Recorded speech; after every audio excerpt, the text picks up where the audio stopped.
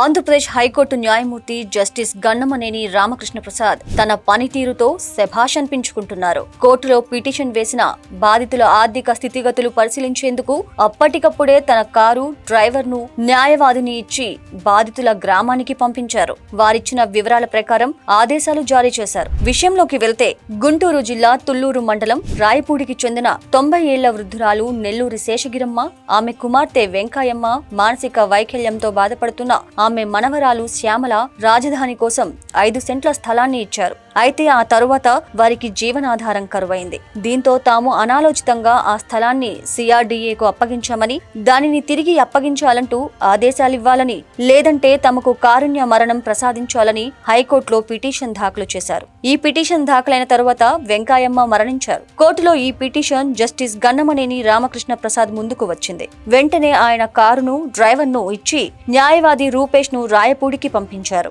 శేషగిరమ్మ, శ్యామల ఆర్థిక పరిస్థితి ఎలా ఉంది, వారిని ఆదుకునేందుకు ఎలాంటి పునరావాసం సిఆర్డీఏ కల్పిస్తోంది తదితర వివరాలను తెలుసుకురమ్మని ఆదేశించారు. మానసిక వైద్యుడితో శ్యామల మానసిక పరిస్థితిని అంచనా వేయించాలని, శేషగిరమ్మ, శ్యామల సంక్షేమం గురించే తాను ఆలోచిస్తున్నానని జస్టిస్ ప్రసాద్ వ్యాఖ్యానించారు. వీరిద్దరి పునరావాసంపై ఏం చర్యలు తీసుకుంటున్నారో తెలియజేయాలని మహిళాభివృద్ధి, శిశు సంక్షేమ శాఖ అధికారులను ఆదేశించారు. సిఆర్డీఏ తరపున న్యాయవాది ఏ రామ్ ధీరజ్ వాదనలు వినిపించారు. శేషగిరమ్మ, శ్యామలకు కల్పిస్తున్న పునరావాసంపై వివరాలను సమర్పించేందుకు కొంత సమయం కావాలని కోరగా అందుకు జస్టిస్ ప్రసాద్ అంగీకరించారు. హైకోర్టులో కొత్తగా బాధ్యతలు చేపట్టిన సమయంలో కూడా జస్టిస్ రామకృష్ణ ప్రసాద్ గుంటూరు దగ్గర కారులో వెళుతూ రోడ్డు పక్కన ఉన్న మూగ జీవాలు అనారోగ్యంతో ఉంటే వెంటనే కారు ఆపి పశు వైద్యులను పిలిపించి వాటికి చికిత్స చేయించిన తరువాత అక్కడి నుంచి వెళ్లారు.